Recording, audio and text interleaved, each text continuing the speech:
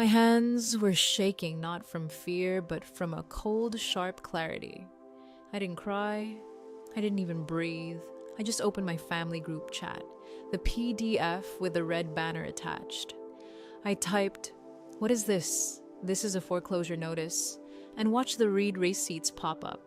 Silence. 3 minutes later, a reply from Chloe. Not words first, just a photo of her sitting by an infinity pool in Bali, drink in hand, sunglasses on. Finally finding my center in Bali. Then her message came through. "Oh, good, you got it. Mom was stressed. Can you just handle that I'm in the middle of a mindfulness retreat?" 2 words. Handle it. That's who I was. The one who handles it. The fixer. The person who cleans up the mess. But in that moment, something inside me snapped. A quiet, clean break. No more. I typed, "No, I won't." My fingers were steady. And for the first time in my life, I didn't take responsibility for their chaos. For as long as I can remember, I was the anchor. The steady one, the one who never wavered, who carried the weight, while everyone else sailed off into their own worlds. It wasn't just a role, it was who I was. My family didn't even need to ask me for help. It was expected. The unspoken agreement one I had accepted without question was that I would handle it all.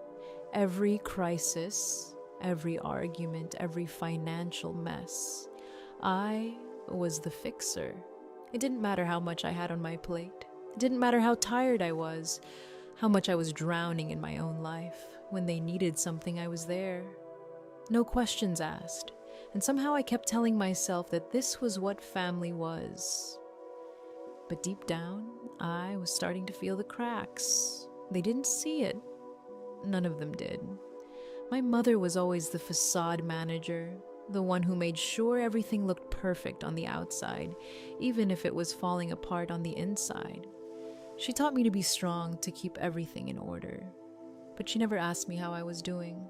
She never saw the exhaustion in my eyes, or the way I felt like I was suffocating under the weight of her expectations. My father, the silent partner in all of it, never questioned anything. He didn't need to. He just took comfort in knowing everything was being handled. And Chloe, my sister. Well, Chloe was always the one who needed saving. Always wrapped up in her own world, always living the high life, spending money she didn't have. Posting on social media, building her brand, while I kept the family from falling apart. I remember nights when I would be on the phone with them, trying to figure out how to pay for bills, how to make sure the house stayed afloat, all the while my own savings account dwindling down to nothing. It didn't matter. They needed me. And that was enough for me for a long time. But looking back, I realized how much I was giving and how little they understood the cost. I was always the one who showing up for the bank, calls, the creditors, the late night talks that never seemed to end. Meanwhile, Chloe was always in some yoga retreat or at the spa or worse, posting a picture with a "Find Your Center" caption. I used to tell myself I was okay with it, that it was my responsibility. After all, someone had to keep the boat from sinking. But I was starting to wonder, was this really my role, or had I just been trained to believe it was? Everyone else was out there living their lives while I was stuck playing the part of the anchor, the weight holding everything together, and it was starting to break me.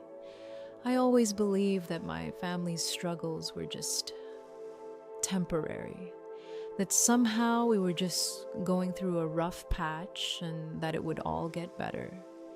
But over time, I began to see the cracks. The first charge was a small thing, $12,000 for a consolidation loan.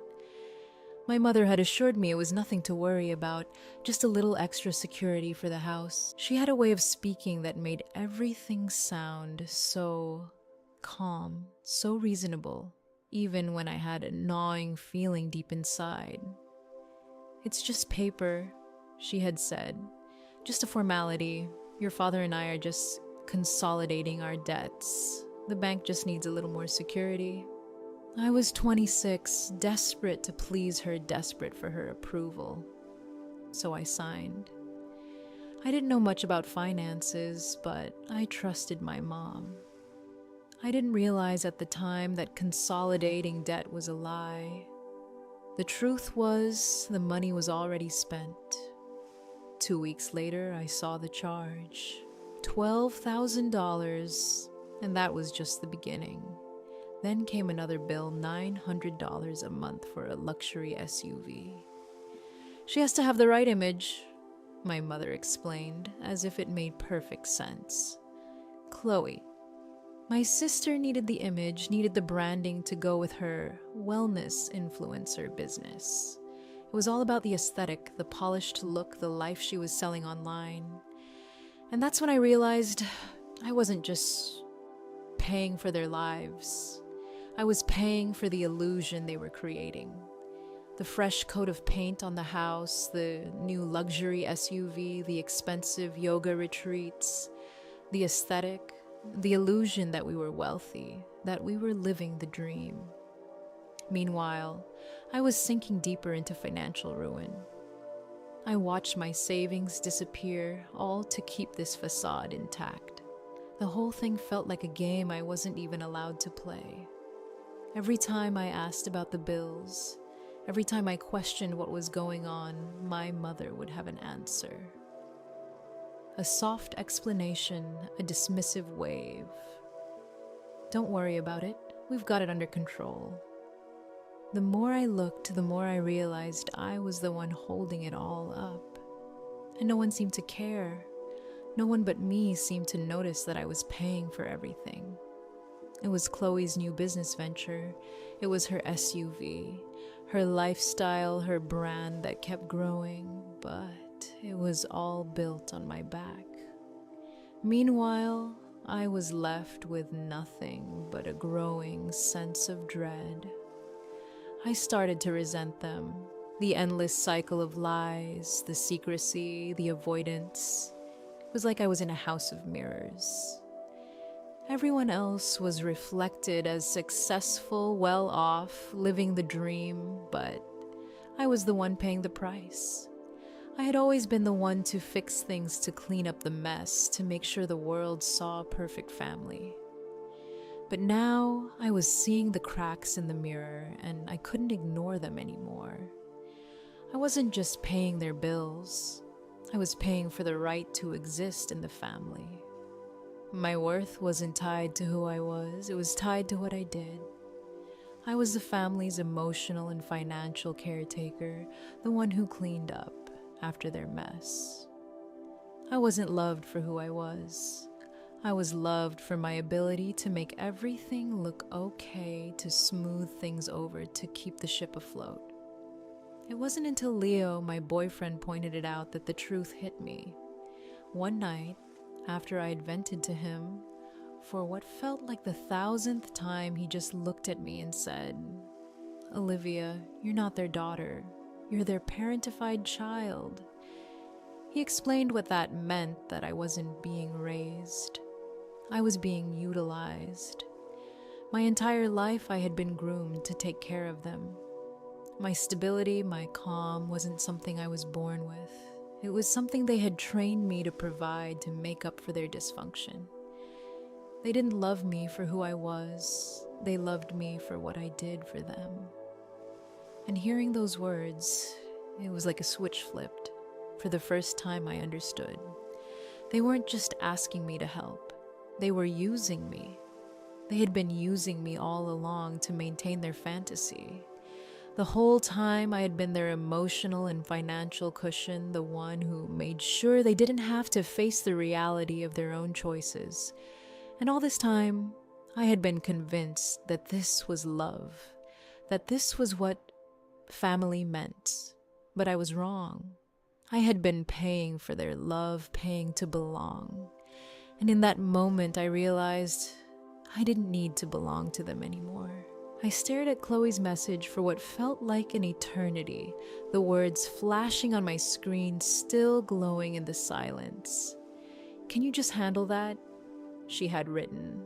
And for the first time in my life, something inside me didn't want to. It was a quiet snap, nothing dramatic, no shouting or tears, just a calm realization that I was done. I had always handled it, always cleaned up the mess, always absorbed the panic, always been the one to take responsibility. But not this time. Not anymore. The weight of it, all the lies, the manipulation, the constant draining of my energy felt like it was finally catching up with me. This wasn't just about the foreclosure, it was about everything. The constant feeling of being the fixer, of never being enough for who I was, but always being loved for what I did. That realization hit me hard.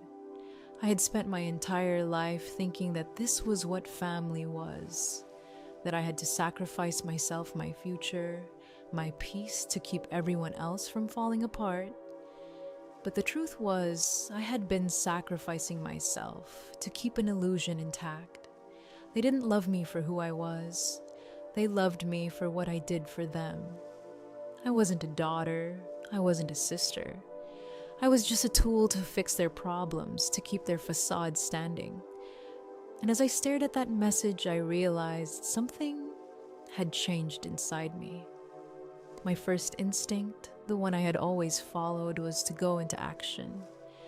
I would call the bank. I would find a way to smooth it over, to make sure the family didn't have to face the consequences of their choices. But in that moment, I felt a calmness settle over me.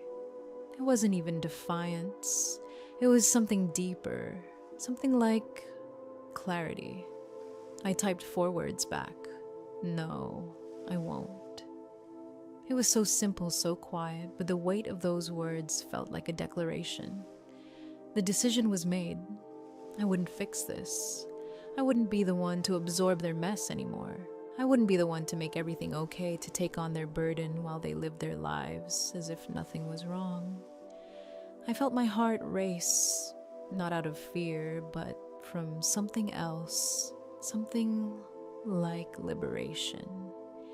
I clicked send and immediately minimized the chat. The moment I pressed that button, I felt the air shift. The family dynamic had always been this unspoken rule, this constant tug of war. They would ask me for help, and I would give it. I would bend over backward to make sure they didn't have to deal with the reality of their situation. But not this time. This time, I was done. I opened my email, my mind still racing, and clicked on a folder labeled Stockholm, the one I had been avoiding for weeks. Inside was an offer I had received from a Swedish design firm, a job that I had dreamed of for years. But I couldn't bring myself to sign it, and the guilt had always held me back. Who would take care of the house? Who would help Chloe? What would my mom do without me? I had been afraid to let go of the chains I had wrapped around myself for so long. But now I clicked open the contract. I scrolled to the bottom, my fingers steady, and without a second thought, I signed it. I accepted the job. I was free. The thought hit me like a wave. My family wasn't just struggling financially. They were struggling because they had built their entire identity on an illusion, and I was the one holding up the facade. The beautiful house, the image of the perfect family, they couldn't afford any of it. They never could. It was all a lie, and I had been playing my part, keeping that lie alive. But now I had let go. I was no longer the anchor. I wasn't going to keep carrying this weight. It was their mess to clean up, not mine. I could finally walk away. As I stared at the signed contract, I felt a strange sense of peace. It wasn't anger. It wasn't resentment. It was just the clear, unshakable understanding that I had made the right choice. I wasn't going to fix their problems anymore. And for the first time in my life, I was choosing myself. After I made my decision, there was no going back. The calls, the texts, the barrage of frantic messages, they kept coming, but I didn't respond. I wasn't interested in apologies or explanations anymore. The constant pressure, the manipulation, the guilt trips, none of it mattered. The reality was simple. I had already paid too much. I had given enough. And now it was time for them to face the consequences of their actions. And the legal action was the last step, the final break. I knew it would shock them, but I also knew it was the only way to free myself from this never-ending cycle. I called my old friend from college, Julia. She had become one of the sharpest property lawyers in Charleston, and though we had lost touch over the years, I knew she would understand. When she picked up, her voice was surprised, but warm, like it always used to be. "Liv, this is a surprise. Everything okay?" I could hear the concern in her voice, but I didn't hesitate. "Hey, Julia, I have a professional question," I said, keeping my tone steady, controlled. "I'm not calling as a friend right now. I'm calling as a client." There was a pause, just a brief one before her voice shifted. "I'm listening." I told her everything: the second mortgage, the foreclosure notice, the fact that my name was still on everything, and that my family had no intention of paying it off. I explained how they expected me to handle everything, for them to absorb the consequences of their mistakes while they lived in their carefully crafted bubble. And then I told her that I wasn't saving the house. I wasn't going to keep playing their game. I need to get my name off this debt. What are my options? There was another pause, and when she spoke again, her voice was clear and direct. "Well, live legally. You're just as responsible for that debt as they are." The words hit me harder than I expected. I had always known that, but hearing it again made it feel real. "The bank doesn't care who pays it," she continued. "They just want their money. You're chained to it." I felt the weight of it, but in a way, it felt freeing. I had been chained to them, to this family, to this life for far too long. It was time to break free. "Unless it's refinanced or sold," she added. "But their credit's non-existent," I said. "So refinancing is out of the question." Julia's voice softened, then sharpened. "The only other option is a sale." My heart raced, but there was no hesitation in me. "Can I force a sale?" I asked. "Yes," she said. "It's called a partition suit. As a co-borrower, you have the right to petition the court to force the sale of the property." The words felt heavy, like a weight being placed on my shoulders, but I didn't flinch. "It's the nuclear option," she warned. "It will liquidate the house at auction." I thought for a moment, reflecting on everything that had led to this point. The constant manipulation, the way they had used me, the never-ending expectations, and I made up my mind. "Do it," I said, my voice cold and unwavering. Julia didn't hesitate. "Okay, Liv, I'll draft the letter. It's done." And just like that, it was done. I wasn't going to keep carrying their burdens anymore. I wasn't going to be the anchor. I was setting myself free. The next few days passed in a blur. I didn't feel guilty. I didn't feel sad. I just felt clear. I felt the weight of the decision settle in, and for the first time in years, it felt right. I had finally put myself first. My family wasn't going to be able to manipulate me anymore. The anchor wasn't just unclipped. I had finally hired someone to dismantle it piece by piece, and I was ready for whatever came next. 2 nights after sending the legal notice, the phone call came. I hadn't expected it, but I also wasn't surprised. It was from my mother, of course, Sharon, the master of manipulation, the one who always knew how to pull the right strings. I looked at the screen, saw the name flash, and for a moment I considered not answering. But I knew I had to face this. This was the end. I hit accept. The faces of my family filled the screen, gathered around their kitchen table, looking like they were in the middle of a crisis. My mother was front and center, her face tight with rage masked as concern. My father stood behind her arms, crossed, a silent enforcer as always. Chloe was there too, dabbing at her eyes, a tissue in hand. The perfect image of the victim. "Olivia?" My mother began, her voice dangerously soft. "How could you?" It was the same soft tone she always used when she was trying to control me, when she needed me to feel guilty. I didn't say anything. I just stared, waiting. She tried again, her voice rising. "You sent a lawyer to your own family. You are threatening to sell our home." I didn't flinch. "I'm threatening to get my name off a debt you won't pay," I replied, my voice steady, calm. The words had been building up inside me for so long, and now they just came pouring out. Chloe burst into tears, shrieking, "This is your fault. You're stressing Mom out. You're tearing this family apart over money." Her words were sharp, accusatory, but they didn't sting. I had heard them before. I wasn't the one tearing the family apart. It had already been shattered long before this moment. I stood my ground, unshaken. "This isn't about money, Chloe," I said, looking directly at her. "This is about my entire future. The $250,000 you all spent was never mine to begin with. I didn't sign up to fund this illusion. I didn't sign up to be your financial cushion." My father finally leaned forward, breaking his silence, his voice smooth and calm like it always was, when he tried to make everything sound reasonable. "Olivia," he said, "this is simple.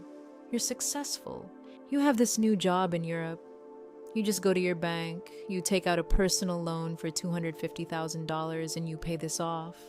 It's clean, it's simple. You can have it paid off in 10 or 15 years. I couldn't believe what I was hearing. It was like they had no comprehension of what was actually happening, of how much they had taken from me.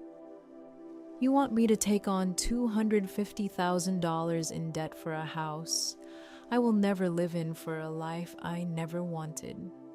I asked, staring at their faces. "That's your solution?" My mother nodded, like this was the most reasonable thing in the world, and Chloe looked relieved, as if I was going to fix everything again like I always did, but not this time. "No," I said, my voice steady. "I won't do that." The silence that followed was thick, suffocating. My mother started to shout, "You ungrateful child, after everything we did for you, after all we sacrificed." "You didn't raise me," I said, standing up, my chest tightening. "You used me." I could see the shock in their eyes, the realization that I wasn't going to play along with their game anymore. "I am not your financial plan. I am not your anchor anymore." The words were final. The house would be sold, and they would have to face the reality of their own choices. Chloe's sobs echoed through the phone, but they didn't reach me. The family was already destroyed. I was just the one who finally stopped pretending. I ended the call without a word, letting the silence settle in. I looked around the room, my empty apartment, the boxes stacked for my move to Stockholm, and for the first time in my life, I felt free. The guilt that had always plagued me didn't come. I was no longer carrying their burden. The clean break was made.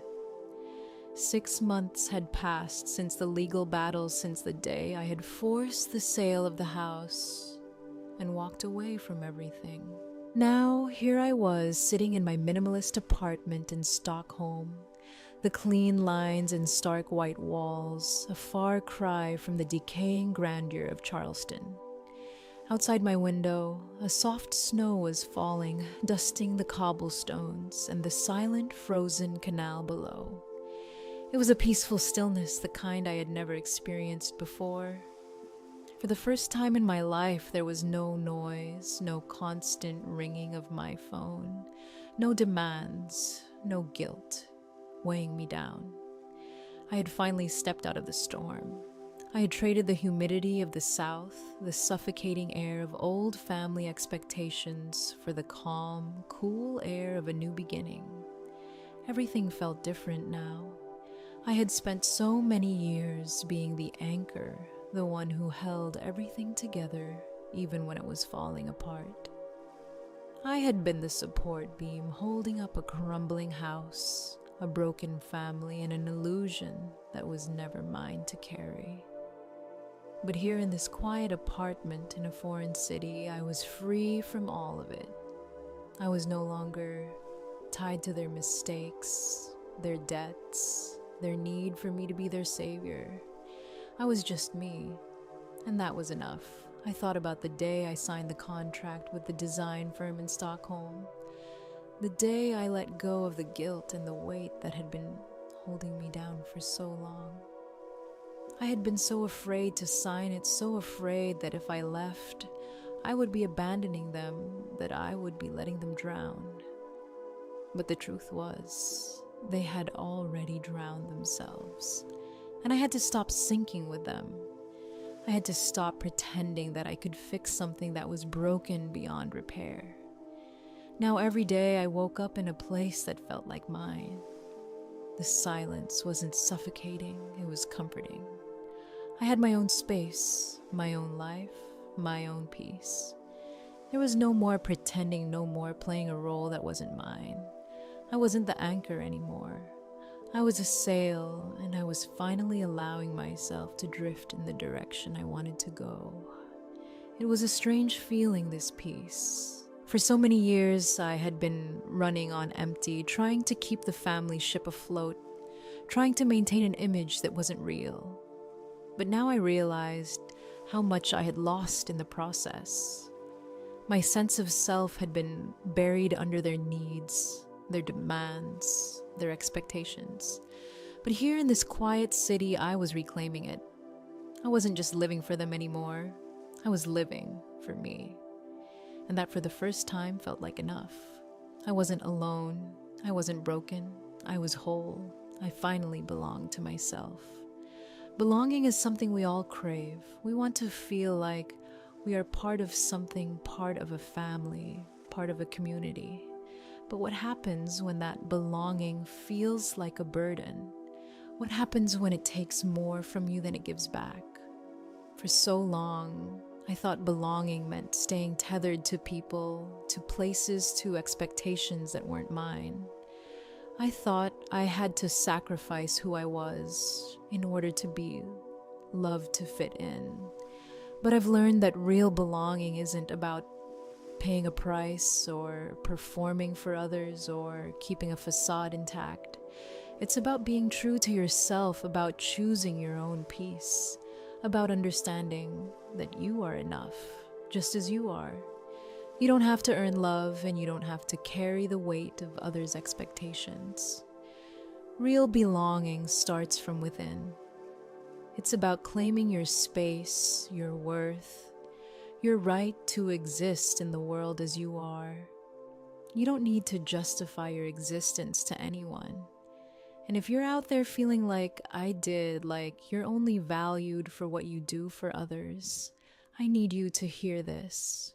You are not alone. You are not the anchor. You don't have to carry their weight anymore.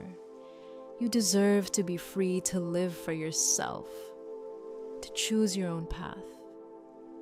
And when you choose that, when you finally decide to step into your own light, you'll realize that you always belonged. You just needed to belong to yourself.